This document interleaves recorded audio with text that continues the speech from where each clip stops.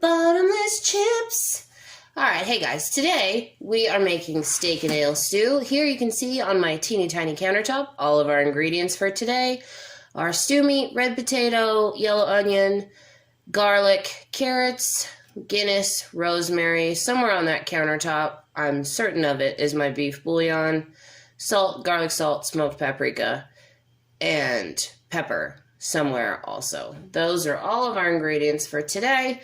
Here is the recipe for my Guinness gravy base. You do 2 cups beef broth, 1 can of Guinness, salt, pepper, paprika, garlic salt, and just let it sit in there. Here we've got our white onion. I chopped it up real chunky because I knew it was going to sit in the crock pot for 6.5 hours, and I wanted it to not cook down as much as a smaller dice would have done. You want to do about 4 red potatoes. I cut them up into, I don't know, 1/4 inch thick quarter pieces so that they all cooked nice and even. Here's our carrots. I did about 3 carrots cut up into about 1/4 inch rounds. If all of your vegetables are cut about the same width, they're all going to cook about the same time. So by the time your stew is done, everything is all cooked the same. Here we've got 4 cloves of what became minced garlic. Garlic is my favorite. I put it in everything. And then here we have our rosemary. I did 1 sprig of rosemary.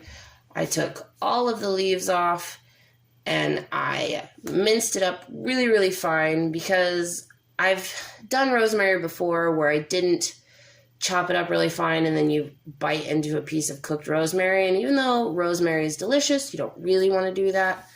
Here are all of our vegetables in the crock pot together.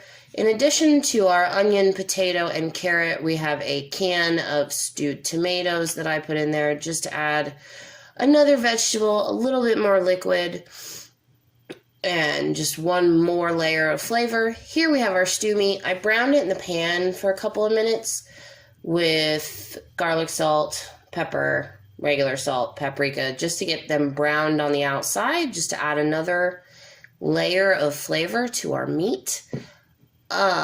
You can do this. You can also skip it. It doesn't affect the way the meat cooks in the crock pot. It sat in my crock pot for 6.5 hours and it was delicious.